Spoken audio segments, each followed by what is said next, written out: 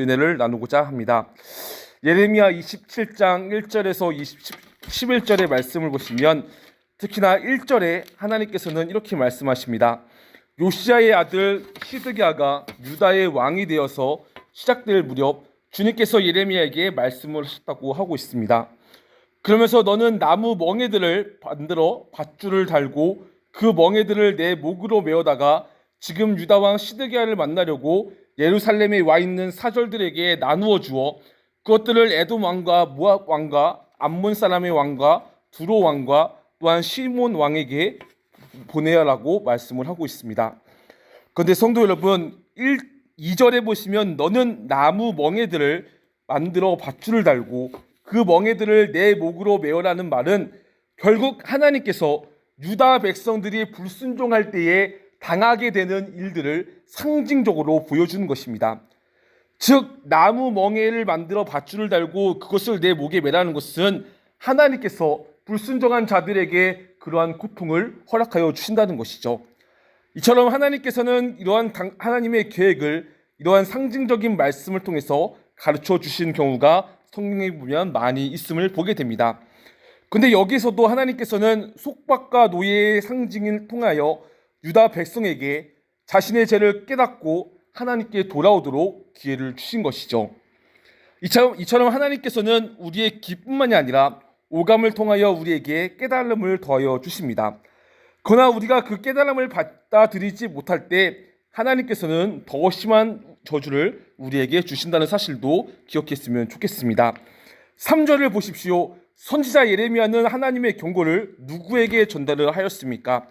에돔 왕과 모압 왕과 암몬 사람의 왕 그리고 두로 왕과 시돈 왕에게 전달을 하였다고 하고 있습니다. 근데 그 경고는 결국 유다에 대한 것과 같이 하나님께서 그들이 바벨론에게 항복하고 바벨론을 섬기라는 것이었습니다. 한편 하나님께서는 전에도 그들에 대한 경고를 주셨는데 하나님의 진노의 잔이 그들에게 지어질 것이라고 분명히 말씀을 하시기도 하였습니다. 하지만 문제는 이스라엘 백성들, 즉 유다 백성들은 이러한 하나님의 경고를 무시하고 유다와 동맹하여 바벨론과 싸우다가 결국 망하게 됩니다. 이처럼 하나님께서는 자신의 경고를 무시한 자들이 결코 그 분노의 잔을 피할 수 없음을 알려주고 있습니다. 따라서 우리는 하나님께로부터 이 말씀을 통하여 우리의 죄를 깨닫게 해주신다면 그것은 우리로 하여금 자기 잘못을 깨닫고 즉시 돌이켜야 할 것입니다. 계속해서 4절에서 5절을 보도록 하겠습니다. 하나님께서는 예레미야 선지자에게 무엇을 전하라고 하셨습니까? 바로 내가 큰 권능과 편팔로 이 땅을 만들고 이 땅 위에 있는 사람과 짐승들을 만드시고 그것을 나의 눈에 드는 사람에게 이 땅을 맡기겠다고 말씀을 하였습니다. 결국 하나님은 당신을 창조주로 밝히시면서 교만한 왕들에게 세계가 하나님의 손에 의해서 좌우된다고 말씀을 하였던 것이죠. 특히나 5절을 보십시오. 5절에 보시면 뭐라고 말씀을 합니까? 내가 큰 권능과 편팔로 이 땅을 만들고 라고 말씀을 하고 있습니다. 여기서 큰 권능과 편팔들이라는 것은 이스라엘 백성들을 구원하시는 하나님의 능력을 의미합니다.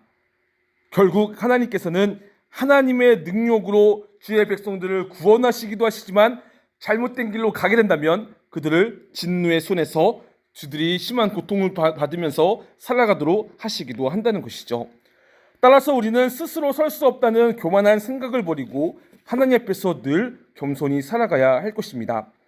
6절에서 7절을 보도록 하겠습니다. 6절에서 7절에 보시면 하나님께서는 모든 땅의 들짐승도 그에게 맡겨서 그가 부리게 하였고 그러므로 모든 민족이 느부갓네살과 그의 아들과 그의 손자를 섬길 것이라고 말씀을 하고 있습니다. 근데 이것은 바로 하나님께서는 아무리 이방 사람들이라고 할지라도 그들에게 권세를 주시며 반드시 그를 섬겨야 한다는 것을 보여주고 있습니다. 특히나 죄를 범한 하나님의 백성들이 하나님께 회개하지 않고 그대로 살아갈 경우 하나님께서는 그의 권세와 능력을 하나님의 백성들에게 주시는 것이 아니라 이방 사람들에게 주시며 하나님의 백성들이 그들을 섬기게 하면서 죄에 대한 대가를 치르며 살아가도록 하나님께서 하신다는 것이죠. 하지만 7절을 보십시오. 뭐라고 말씀을 합니까? 그때가 되면 그의 나라도 강한 족속과 위대한 왕을 섬기게 된다고 하고 있습니다. 이것은 결국 하나님께서 바벨론에게 권세를 주시지만 그 권세가 결코 영원할 것이 될 수 없음을 보여주고 있다는 것입니다.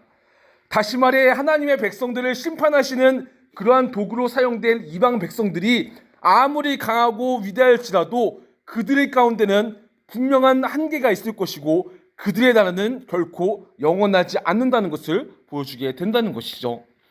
그렇습니다. 영원할 것 같은데도 영원할 수 없는 것이 바로 이방 강국의 문제 모습들입니다.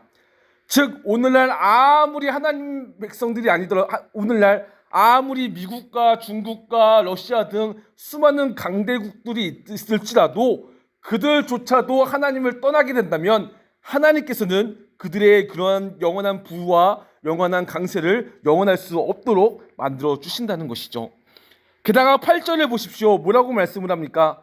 바벨로니아 왕 느부갓네살을 섬기지 않으며 그들을 바벨로니아 왕의 손에 멸망하겠다고 하나님은 말씀하고 있습니다. 하지만 거짓 선지자들은 이에 대해서 아니라고 할 것이라고 말씀을 하고 있다는 것이죠. 그러나 하나님께서는 오늘 말씀을 통해서 계속해서 하나님의 백성들, 즉 죄를 지은 하나님의 백성들은 하나님의 진노의 심판에 따라서 바벨론 민족을 따라 섬기라고 오히려 말씀을 하고 있습니다. 이는 현재가 불만스러워도 하나님께 순종하면 그것이 하나님의 뜻이기 때문에 하나님께서 도움을 주신다는 것이죠. 따라서 사랑하는 성도 여러분, 우리는 한 가지 기억을 했으면 좋겠습니다. 하나님께서는 우리의 죄악들에 대해서 심판을 하실 건데 그 죄악을 통해서 심판을 하시는 그 도구는 이방 나라의 백성들이 될 것이고 그를 통해서 하나님께서는 우리에게 심판을 내리시기도 한다는 것입니다. 하지만 중요한 것은 그 심판을 내리시는 하나님께서는 그러한 심판이 영원하지 않는다는 것이고 우리가 하나님께 회개하고 나아간다면 우리에게 임하는 하나님의 나라뿐만 아니라 우리에게 임하는 이방 민족들을 통한 그러한 심판들이 결코 오래가지 못한다는 것을 우리에게 알려주고 있습니다.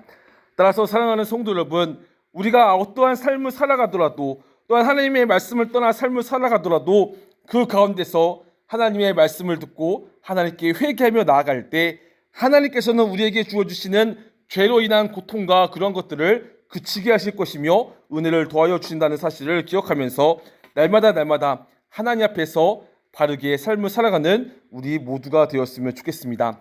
근데 하나님께서 우리에게 말씀하시는 바는 정말로 우리가 하나님 말씀을 섬기며 살아가는 것도 있지만 때로는 오늘 말씀처럼 이스라엘 백성들이 바빌론 왕을 섬기며 살아가는 것도 하나님의 뜻이라고 말씀한 것처럼 우리에게 주어진 환경 속에서 하나님께서는 다양한 방법으로 우리의 삶 가운데 역사하심을 우리는 보게 됩니다. 따라서 우리는 어떠한 상황 가운데 있을지라도 우리에게 주시는 하나님의 말씀의 뜻이 무엇인지 계속해서 분별하며 하나님의 뜻을 구하며 살아가는 또한 우리 모두가 되었으면 좋겠습니다. 말씀 맺고 기도하도록 하겠습니다.